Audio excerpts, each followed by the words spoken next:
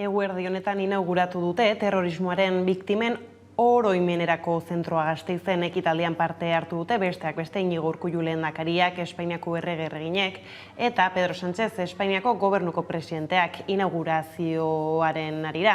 Memoria osoa sareak biktimen zentroa gaitzesteko elkarretaratzea egin du Gasteizko Foruen plazan. Haritik atzokoan ere agerraldia egin zuen sareak eta salatu zuenez, biktimak oroitzeko zentroak ikuspegi diskriminatzailea du eta bizikidetzaren aurkako erasoa da. Arratsaldeon guztioi, memoria osoak Eusko Jaurlaritzari eta Gasteizko udalari eskatu die, patronatutik irtetzea bizikidetza babestea helburuarekin. Nerea Martinez, memoria osoa sareko kidearen adierazpenak jarraian. Euskal Erakundeek babestea bertako patronatoan egonda. Horregatik, bai Gasteizko udalari eta baita Eusko Jaurlaritzari eskatzen diegu errespetuagatik eta bizikidetza babesteko helburuarekin patronatutik irtetzea. Izan ere, memoriagune horren edukiari eta helburuari desadostasuna agertzeko egin dute protesta. Aldarrikatzeko, zentro berriak memoria eta giza eskubideen urraketa ikuspuntu integraletik landu beharko lukeela. Memoria osoa bizikidetzaren alde giza eskubideen urraketen arteko diskriminazioari ez lelopean memoria osoa sareak deituta elkarretaratzea egin dute 12etan Gasteizko Foru plazan. Bertan memorialaren planteamendu diskriminatzailea arbuiatu dute eta horrekin batera giza eskubideen urraketa guztiak barne hartuko dituen memoria integral batean oinarritutako dinamikak martxan jartzeko beharra eta bizikidetza inolako bazterketari gabe eraiki behar dela aldarrikatu dute. Memoria osoa sarea 2020ko abenduaren 10ean aurkeztu zuten. Gasteizen ireki den memorialaren aurrean memoria eta gatazkaren testuinguruan gertatutako giza eskubideen urraketak ikuspegi integral eta ez diskriminatzaile batetik lantzeko beharra aldarrikatzeko helburuarekin. 5 hilabete hauetan sarea osatzen duten taldeek salatu izan dute terrorismoaren biktimen oroimenerako zentroa bizikidetzaren aurkako erasoa dela eta arbuioa adierazi dute planteamendu baztertzaile batean oinarritzen delako. Izan ere kritikatu dutenez estatuaren aparatuek eragindako indarkeriaren milaka biktimak kanpoan utzi ditu. Giza eskubideen urraketa guztiak kontuan hartzen dituzten proiektu eta dinamika eraikitzaileak eta integralak behar direla azpimarratu dute. Beren ustez horixe da bakea eta bizikidetza eraikitzeko abiapuntua. Memoria osoa sarearen aburuz bizikidetza adiskidetsu eta demokratikoa sustatza gizarte osaren erantzukizuna da eta botere publikoen betebeharra. 13 elkartek abiatu zuten egitasmoa eta gaur egun 20 talde baino gehiago daude sarean. Besteak beste memoriaren autobusa, Gernika memoriaren lekuko, SF78 gogoan, Egiari Zor Fundazioa eta Martxoak 3 elkartea.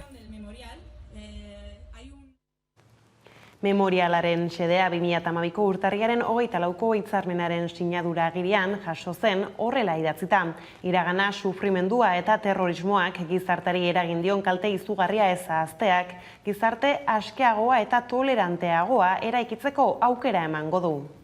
Eta irekiera ekitaldia hainbat aldiz atzeratu ostean, gaur bertan Gasteizen bertan izango dira Espainiako erreginak eta Pedro Sánchez presidentea terrorismoaren biktimen oroimenezko zentroa inauguratzeko.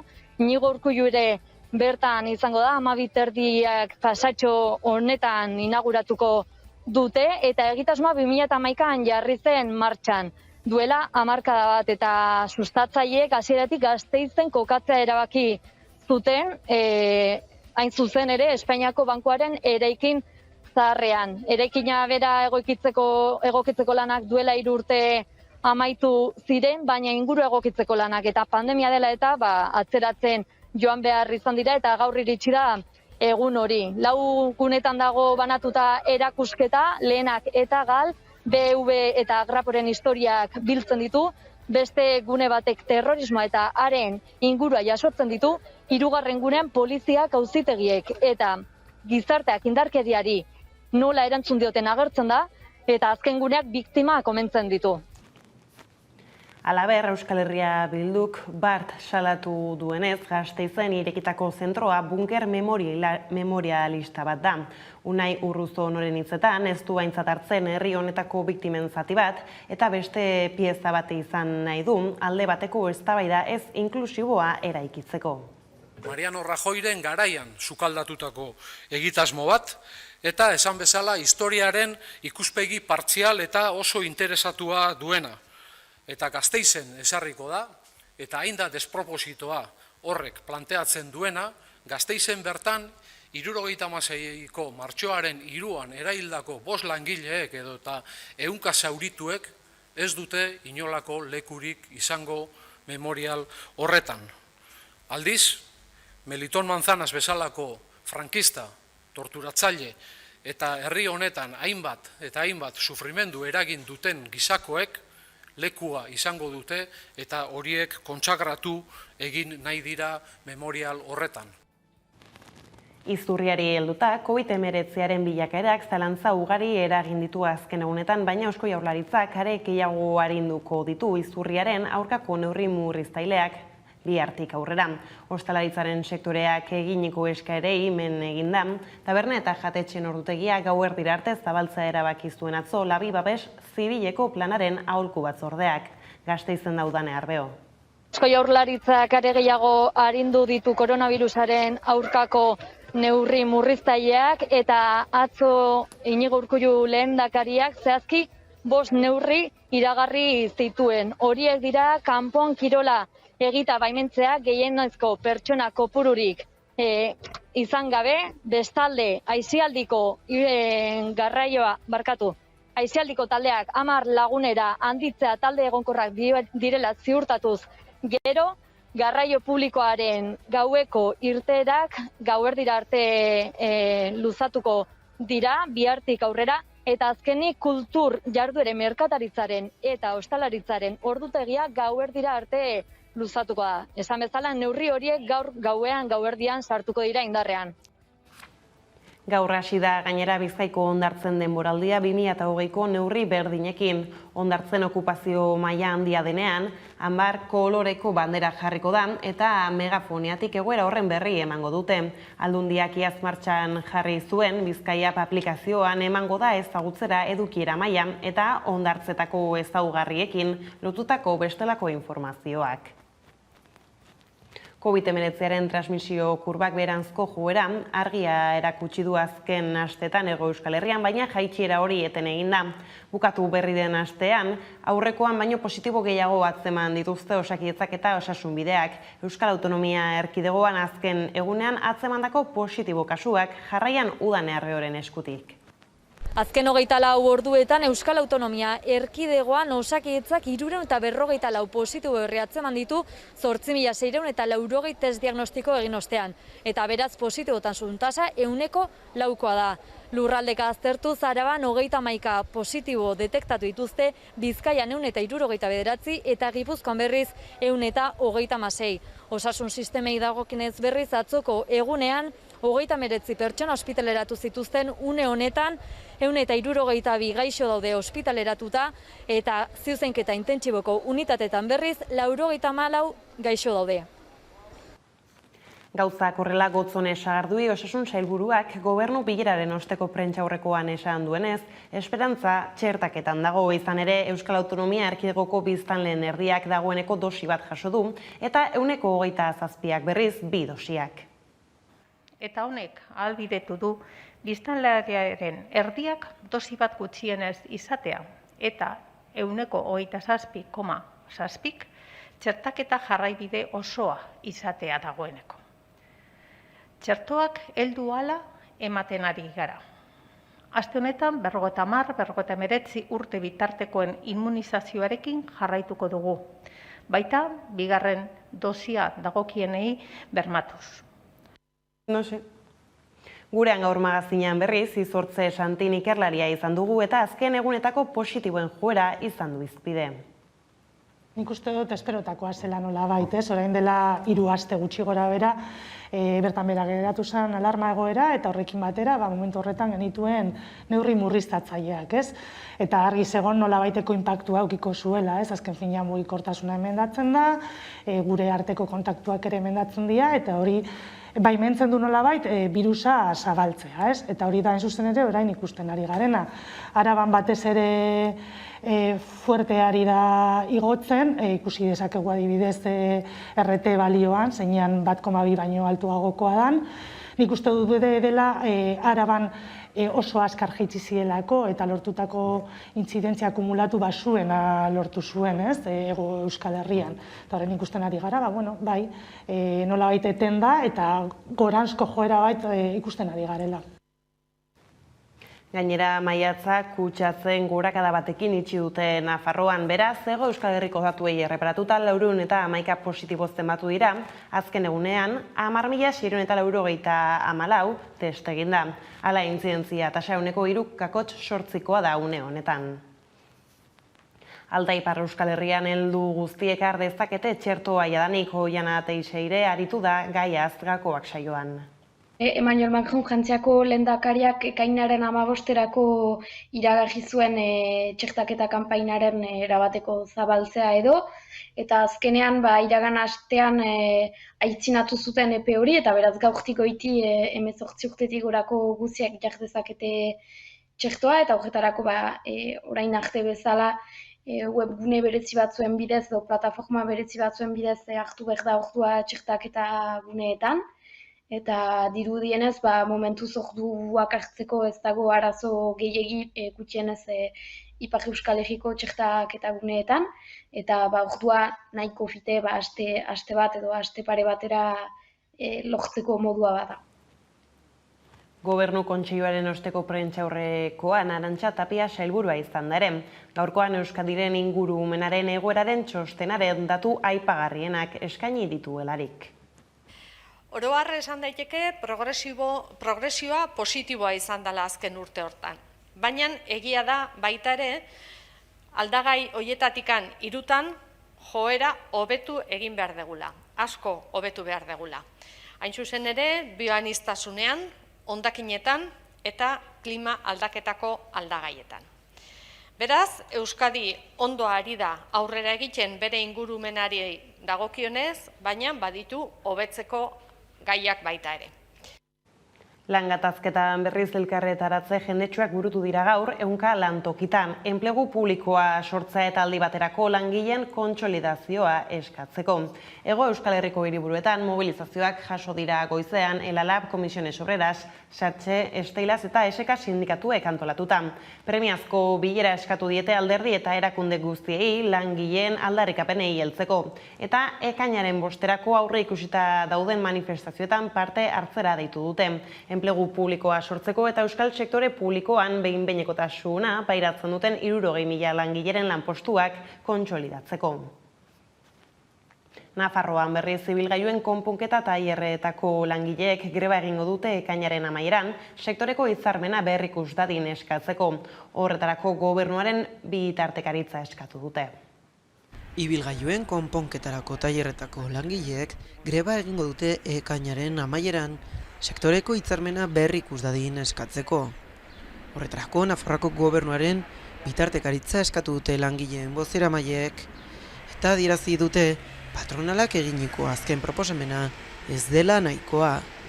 Modu baten ulertzen dugulako diru laguntzak jasotzen ari dituztenean enpresak eta tailerrak modu batez beraiek langileen baldintzen arduradunak direlako baita, eta erantzukizuna daukatelako. Patronalak pandemia hasi zenetik blokean sartu zen, patronalari argi utzi genion gu bitartean negoziatzeko prest gaudela, baina pausoak ematen ez ziren bitartean gu mobilizazioekin jarraituko dugula. Hitzarmena duela 2 urte eta erdi ez dute berrikusi langile eta patronalak eta hori aldatzeko abiatu dute negoziazio mahaia. Eta bertan parte hartzeko eskatu diote gaurkoan Nafarroako gobernuari sindikatuek euren eskakizunak bidera ditzan. Plataformaren barruan dauden 3 ardatz nagusiak dira atzerapenak ezin dituztela galdu langileak, soldata igoerak soldata errealetara eta tauletara egitea, eta inaplikazio klausula, ze azken finean behar ditugu bermeak soldata igoera horiek aplikatuko direla. Ostera, Hego Euskal Herrian gaur ekainaren batean argindar tarifa berriak sartu dira indarrean. Tarifa berriek energia kontsumitzeko 3 denbora tarte zehaztu dituzte. Sakonunea, merkeena, laua eta punta garestiena grafikoan ikusi daitekenez, asteburu eta jaiegunetan ordu guztiak sakonunea dira. Hau da merkeenak. Astean zehar berriz, gauerditik goizeko 8:00 da sakonunea. Ordurik garestienak, puntan, goizeko 10:00-etatik arratsaldeko ordu 2:00-etara eta arratsaldeko 6:00-etatik gauerdira dira. Eta prezio laua tartekoa goizeko 8:00-etatik 10:00 arte, arratsaldeko ordu 2:00-etatik 6:00 arte eta gaueko 10:00-etatik gauerdira arte. Horrela tarifa berri hauekin fakturetan izango ditugun aldaketen inguruan hitz egiteko Asier Arzuaga Goienerreko kidea izan dugu magazinean. Bi motako aldaketak nabarmentuko ditugu, ez? Alde batetikan daukagu energia terminoan aldaketa bat, orain arte geneuzkan normalean denbora tarte bat edo bi, batzuk 3 ere bazituzten. Baina hemendik aurrera guztiek eta derrigorrez 3 izango ditugu. Orduan, energia termino horretan prezio ezberdinak daude. Garestienak dira goizeko 10:00 ondorengo hurrengo 4 orduak eta gaueko 10:00 baino lehenagoko 4 orduak. Ordu tarte horietan aliketa, gailu potente gutxien jartzea komenigarria aurrezteko. Orain gehiago ordainduko da energiagatik, alegia egiten dugun kontsumoagatik. Eta gutxiago ordainduko da kontratatuta daukagun potentziagatik. Lehen tarte fijoa edo esaten zaiona, potentzia kontratatu behar dugu aliketa murriztuena, eta orain ere lehengo aldean 2 potentzia tarte izango ditugu, bata da asteburu osorako oso merkea izango dana, eta gero eta gauetarako, gaueko 12:00-etatik eguerdiko goizeko 8:00 arte, barkatu. Pedraz epaiaren aurrean deklaratu du gaur bideokonferentzia bitartez, Brahim Gali Frente Polisarioko buruak Marokoren ofentsiba diplomatikoaren erdian deklaratu behar izan du. Marokok dagoeneko hartarazi dio Espainiari, euren haserrea ez dela Galiren auzira mugatzen, Noian Larrañagak azalduko digu. Gaur goizeko 10:00 deklaratu behar izan du Brahim Gali Fronte Polisarioko buruak Audientzia Nazional Espainiarreko Pedraz epailearen aurrean. 2019an Tindufeko errefuxiatu kanpamenduan legez kanpoko atxiloketa, tortura eta gizateriaren aurkako delituak egin izana leporatzen diote. Joan den apirilaren 18an ingresatu zuten Gali, osasun egoera larrian zegoela, Logroñoko ospitalean Argeliatik hegazkinez Espainiara eraman ondoren. Espainiaratzea baimentzeko arrazoi humanitarioak aipatu zituen Madrilgo gobernuak. Erabakiak ordea krisi diplomatiko garrantzitsua eragin zuen Marokorekin, eta azken honek migratzaileak erabili zituen Zeutako mugan Espainiari migrazio krisi bat eragiteko. Marokok dena den presio egiten jarraitzen du. Astelehen eguerdian publiko egindako ohar baten bitartez, Marokoko atzerrigaietarako ministeritzak dio euren haserrea epe luzekoa dela, eta ez dela Galiren kasura mugatzen. Kasu honek, Rabatek Sahara Marokoarra deitzen dion Mendebaldeko Sahararen auzian, Espainiak dituen aurkako jarrerak eta estrategia kaltegarriak argi utzi dituela salatzen du atzerri ministerioak. Eta erresumaren etsaiekin bat eginda, Marokoren lurralde batasunari eraso egitea leporatzen dio Madrili. Pedro Sánchezek atzo arratsaldean eskainitako prentsaurreko batean erantzun zion Marokoko atzerri ministeritzaren oharrari. Y el respeto y la confianza no se construyen si se está diciendo que por una desaveniencia en política exterior no se respetan las fronteras y se permite la entrada masiva de inmigrantes en una ciudad española. Sánchezen adierazpenei beste ohar batekin erantzun zien Marokoko diplomaziak krisiaren arrazoiak ez duela migrazioarekin zerikusirik eta Sánchezen erantzunaren aurrean harrituta daudela adieraziz. Bestaletik Rodés legea edo haurrak babesteko legea onartu berri du Madrilgo diputatuen kongresuak. Adin txikikoen sexu abusuak lehen lerrora ekarri ditu legeak, 5 haurretatik batek jasaten baititu. Gaiari heldu diogu Maitan Eurizar gure sarea elkarteko koordinatzailearekin. Rodés legea edo haurrak babesteko legea Madrilek berriki onartuta haurtzaroan gertatzen diren sexu abusuen errealitatea azaleratu da berriro. Tabuez eta isiltasunez josiak daude mota honetako abusuak, baina estatistiken arabera biztanleriaren 25% sofritu dituzte. Kasuen 15% baino gutxiago ezagutzen dira. Maitan Eurizar gure sarea elkarteko koordinatzailea da. hau etxe guztietan gertatzen da, maila ekonomiko guztietan, kultura guztietan, eta historian zehar, eta gaur egun ere, jarraitzen du izaten problematika edatu eta larri bat. Emakumezkoen kasuan bezala, haurren sexu abusu gehienak etxe barruan ematen dira. 5 biktimetatik 4 neskak dira eta aitak egin ohi ditu. Baina abusatzailea familiako norbait denean, Urizarrek salatu du gertaerak ez duela espazio mediatikorik, ez politikorik, ez sozialik. Gaur egun jarraitzen dugu pentsatzen, familian gertatzen dena, familian konpondu behar dela. Datuak ikaragarriak diren arren ez dute jasotzen egoeraren dimentsio osoa. Izan ere, familiaren baitan abusua existitzen dela ukatzen da kulturalki, eta ondorioz ezkutuan egotera bultzatuta dagoen errealitatea da. Nola kontatuko dut nik zerbait, badakidana eta txikitatik ikusi ahal izan dudana ez dela hitz egiten. Urte askoren ondoren salatzen da gertatutakoa, etxetik kanpo eta erasotzailetik urrun egon behar da horretarako dio Urizarrek. Soilik 15% salatzen du, eta ebazpen judizialen kopuru eskasak ez du laguntzen salaketa jartzera. Euskal Autonomia Erkidegoan kasuen 90% artxibatzen da epaiketa baino lehen. Rodez legeak haurrak babesteko tresnak jarri ditu martxan. Berbiktimizazioa ez gertatzeko galdeketak behin eta berriz ez dira errepikatuko. Bai, izan behar duzu formakuntza, bai elkarrizketetan, haur biktimetan, eta bar, baina hizkuntzaren gaia oso garrantzitsua da, zentzu horretan, eta beraz horrere ikusi beharko dugu lege hori, gero ona nola ekartzen dugun. Legeak dakarren berrikuntza handiena da delituen preskripzioa luzatzen dela. Biktimak 35 urte betetzen dituenean hasiko da zenbatzen delituen preskripzioa. Neurri garrantzitsua baina hala ere kritikak jaso dituena. Ez dutelako preskripzioa kendu eta gero lege hau aplikagarri izango da honetatik aurrera. Euskal Herrian Rodez legean bildutako marko normatibo batzuk bazeudela gogorarazi du Urizarrek, eta neurriak betearazteko bermeak egon behar direla nabarmendu du. Kultura arloko gaiei heldutan, ekainaren 18tik iraiaren 4 bitartean izango den Kultur 2021 musika eta eszena programak Nafarroako 38 herri zeharkatuko ditu 26. edizioan Josu Ganuza. Kultur programaren 26. edizioa ekainaren 18tik iraiaren 4 bitartean egingo da Nafarroako 38 herrietako kokagunetan. Gainera eskaintza kulturala, musika eta arte eszenikoak eta turistikoa izango dira eta 28 ikuskizun Nafarroako talde eta artistenak izango dira. Programa honen helburuak honakoak dira.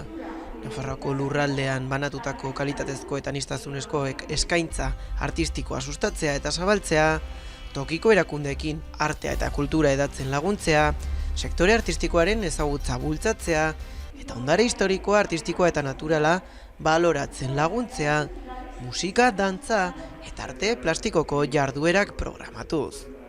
Programazioa ostegun, ostiral eta larun batetan izango da inguruko turismo arloko jarduerekin uztartuko diren kultur proposamenekin eta urten Doneiakue bidea zeharkatuko du kultur programak. Bertako kultura sustatzea helburu duen egitaragua Nafarroaren aniztasunaren beste erakusleio bat dela adierazi du Rebeka Esnaola kultura kontseilariak. Ekainaren 18an hasiko da urtengo edizioa eta iparrego eta ekialdetik mendebaldera zeharkatuko ditu Nafarroako hainbat herri, tartean Bera, Tafaia, Olasti, Zubiri, Zangotza, Edurantzia. Azkeneko jarduerak iraiaren 4an izango dira. Gainerakoan zinemak euskaraz ekimen herritarra jarri dute martxan, zinemetan euskararen presentzia legez bermatu dezaten, horretarako sinadurak biltzen ari dira Abaz plataforman. Jarraian minutu batean.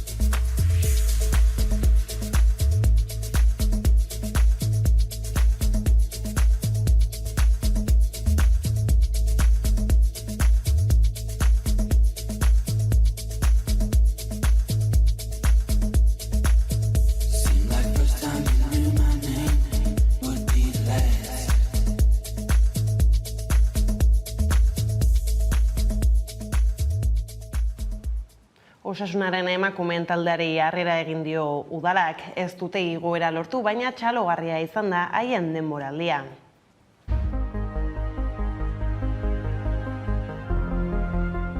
Osasunaren emakumeen taldeak ez du lortu igoera eta saria Alavesek eraman du. Asteburuko azkeneko jardunaldian Taxoareko taldeak 1-5 irabazi zion Santanderreko Racini, baina Babazorroek ere garaipena Madrilen lortuta, haientzat izan da azkenean igoerarako txartela. Ospakizunak beraz Gasteizen egin dituzte, baina Iruñean hiriburuan udalak harrera egin dio Kakun Maintzen taldeari. Bertan izan dira taldeko 4 kapitainak, Maingarde, Leire Fernandez, Miriam Ribas eta Vanessa Rodríguez, nesken taldearen presidentea, Cesar Muniain, eta Luis Zabalza, klubeko presidentea. Udal agintari eta ordezkariek Osasunaren denboraldi bikaina txalotu dute, eta igandeko porrotak oraindik atsekabeturik, Garde kapitainak taldeak egindako lana goraipatu du. Sí que tenemos claro que el año que viene vamos a volver a intentarlo. El Alavés prácticamente nos dobla en presupuesto, casi todas sus jugadoras son de fuera. Y nosotras somos un equipo totalmente diferente, prácticamente el 98% de la plantilla somos de Navarra. Nos conocemos hace muchísimos años, llevamos jugando juntas mucho tiempo y eso se nota. Ayer mismo se sentía un todo más porque es nuestro equipo y duele cómo ha acabado la temporada, pero también eso creo que tiene su parte buena y sé que volveremos seguramente más fuertes. Denboraldia amaituta etorkizunari begira jarri dira jokalari eta klubeko agintariak, eta helduden urtean igoera lortzeko helburua azpimarratu. Zentzu horretan taldeak dituen aukerak aztertu ditu Maigardek. No queremos parar hasta conseguirlo, pero también somos muy conscientes de que cada vez va a ser más difícil. Seguramente haya 2-3 equipos de primera división que bajen a nuestro grupo, con lo cual todo se va a complicar muchísimo más el año que viene y todo va a depender de los proyectos de que tenga cada equipo. A ver, está claro que hay jugadoras con una proyección increíble y que al final pues no sé exactamente qué pasará con muchas de ellas. Evidentemente sí que hablamos, pero también está claro que hasta el día de ayer no sabíamos exactamente qué iba a pasar el año que viene. Muchísimas jugadoras están aquí y llevan ya años teniendo ofertas y están porque quieren estar en Osasuna. Eta diska berri baten aurrerapenarekin emango diogu bukaera gaurko albistegiari. Irkaia taldaren belaunaldi ederra kantuaren bideokliparekin hain zuzen ere. Besterik ez gure aldetik hauek izan dira eguerdiak gurean gaur utzi dituenak. Guztiak eta gehiago nahi duzuen aldiro 11.eus atarian ondo izan eta bihar arte.